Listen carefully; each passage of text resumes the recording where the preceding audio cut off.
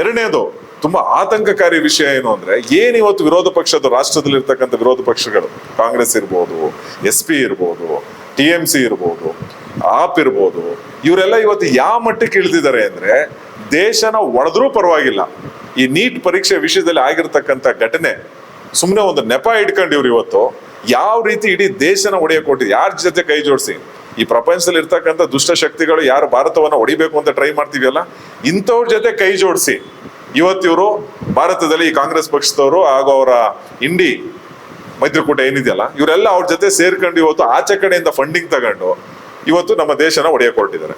ಚರ್ಚೆಗೆ ಸಿದ್ಧ ಅಂತ ಸ್ಪಷ್ಟವಾಗಿ ಮೋದಿಜಿಯವರಾಗ್ಲಿ, ನಡ್ಡಾಜಿಯವರಾಗ್ಲಿ, ಅಮಿತ್ ಶಾ ಜಿಯವರಾಗ್ಲಿ ಕ್ಲಿಯರ್ ಆಗಿ ಹೇಳಿದ್ದಾರೆ, ಬನ್ನಿ ಚರ್ಚೆ ಮಾಡೋಣ, ನೀಟ್ ಪರೀಕ್ಷೆಯಲ್ಲಿ ಆಗಿರ್ತಕ್ಕಂಥ ಅವಾಂತರಗಳ ಬಗ್ಗೆ ಚರ್ಚೆ ಮಾಡೋಣ.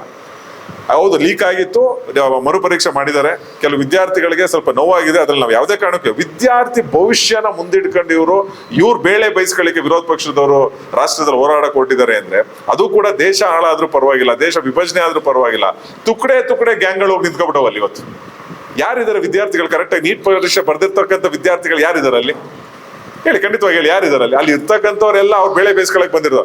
ನಾನು ಯಾವ್ದೋ ಒಂದು ಇಂಟರ್ವ್ಯೂ ನೋಡ್ತಾ ಇದ್ದೆ, ಎಲ್ಲೋ ಒಂದ್ ಕಡೆ ಈ ನೀಟ್ ಪರೀಕ್ಷೆ ಬರ್ದು ಪಾಪ ರ್ಯಾಂಕ್ ತಗೊಂಡು ಅಥವಾ ಮುಂದೆ ಓದ್ಬೇಕು ಅಂತಿರ್ತಾರೆ ವಿದ್ಯಾರ್ಥಿಗಳು ಕಷ್ಟಪಟ್ಟು ಓದ್ತಾವ್ರೆ.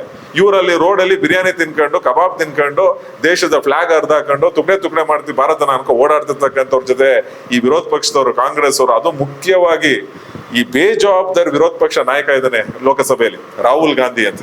ಈ ರಾಹುಲ್ ಗಾಂಧಿ ಅವರು ಹೋಗಿ ಏನೇನ್ ಮಾಡ್ಬೇಕು ಇಡೀ ಪ್ರಪಂಚದಲ್ಲಿ ನಮ್ಮ ದೇಶದ ಹೆಸರು ಹಾಳು ಮಾಡ್ಬೇಕೆ ಮಾಡ್ತಾವ್ರೆ. ಇವಾಗ ಇವ್ರ ಜೊತೆ ಕೈ ಜೋಡಿಸ್ಕೊಂಡು ದೇಶನ ಒಡೆಯಕ್ಕೆ ಹೊಂಟಿದ್ದಾರೆ. ಇದೊಂದು ನೀಟ್ ಪರೀಕ್ಷೆ ಅನ್ನೋದು ನೆಪ ಅಷ್ಟೇ ಅವ್ರಿಗೆ. ಬಟ್ ತುಂಬಾ ಮುಖ್ಯವಾಗಿ ಇವರು ಈ ದೇಶದ ವಿದ್ಯಾರ್ಥಿಗಳ ಭವಿಷ್ಯ ಜೊತೆ ಆಟ ಆಡ್ಲಿಕ್ಕೆ ಹೊರಟಿದ್ದಾರೆ. ಅದು ತುಂಬಾ ಆಘಾತಕಾರಿ ವಿಷಯ. ಹಾಗಾಗಿ ಇದನ್ನ ತುಂಬಾ ಕಟ್ಟು ಪದಗಳಲ್ಲಿ ನಾವೆಲ್ಲ ಭಾರತೀಯ ಜನತಾ ಪಾರ್ಟಿಯ ನಾವೇನು ಕಾರ್ಯಕರ್ತರು, ಮುಖಂಡರುಗಳಿದೆ ಇದನ್ನ ಖಂಡಿಸ್ತೇವೆ ಅಂತ ಹೇಳ್ತಾ, ಇದ್ರ ಯಾವುದೇ ಕಾರಣಕ್ಕೂ ಮುಂದುವರಿಬಾರ್ದು. ಇದು ಮುಂದುವರೆದ್ರೆ ಮುಂದಿನ ದಿನಗಳಲ್ಲಿ ನಮ್ಮ ರಾಷ್ಟ್ರೀಯ ಅಧ್ಯಕ್ಷರಾಗಿರ್ತಕ್ಕಂಥ ನಿತಿನ್ ನಬೀನ್ ಅವರು, ನಮ್ಮ ರಾಜ್ಯ ಅಧ್ಯಕ್ಷ ಆಗಿರ್ತಕ್ಕಂಥ ವಿಜೇಂದ್ರ ಅವರು ಹಾಗೂ ರಾಜ್ಯದಲ್ಲಿರ್ತಕ್ಕಂಥ ಎಲ್ಲ ಮುಖಂಡರುಗಳು, ವಿರೋಧ ಪಕ್ಷದ ನಾಯಕರು ಇರ್ಬೋದು, ಅಶ್ವತ್ಥನಾರಾಯಣ ಅವರು ಇರ್ಬೋದು, CT ರವಿ ಅವರು ಇರ್ಬೋದು, ಶ್ರೀರಾಮುಲು ಅವರು ಇರ್ಬೋದು, ಪ್ರತಿಯೊಬ್ಬರು ನೇತೃತ್ವದಲ್ಲಿ ನಾವು ಉಗ್ರ ಹೋರಾಟ ಮಾಡ್ತೀವಿ ಅಂತ ಎಚ್ಚರಿಸ್ತೇವೆ.